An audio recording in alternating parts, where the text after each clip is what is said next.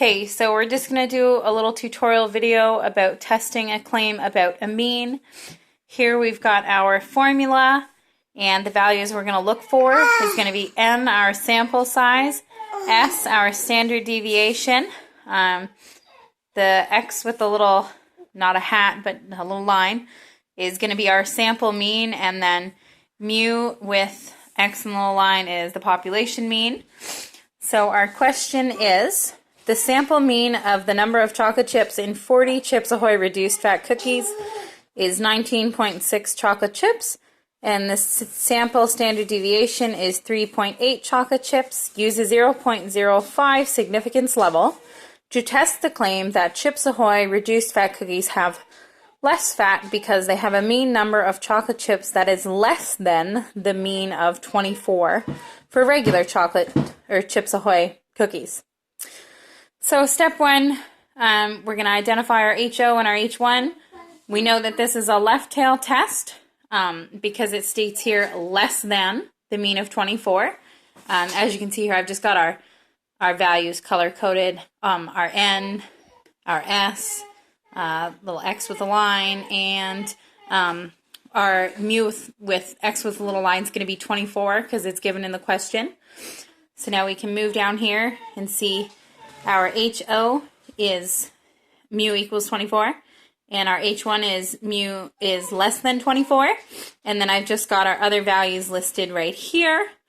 Our alpha is going to be 0.05, which was given right here.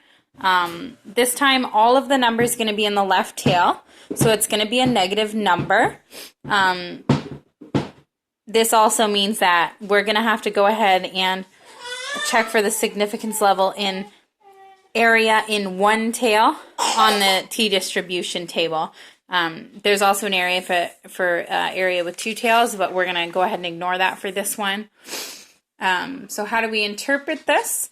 We have to find our degrees freedom first, which is n minus 1. So it's going to be 40 minus 1 is 39.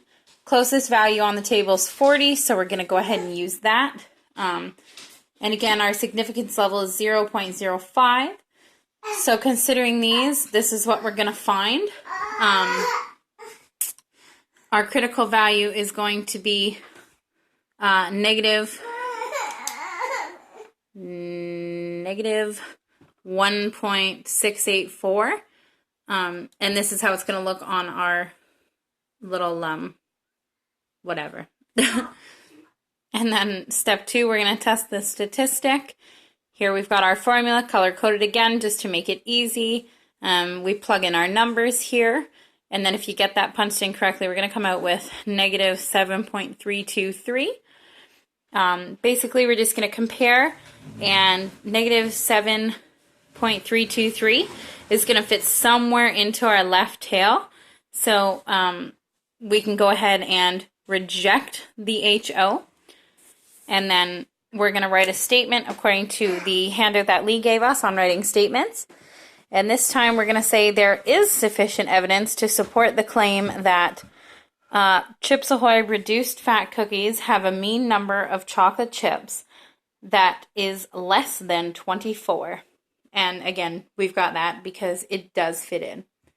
All right, thanks for watching.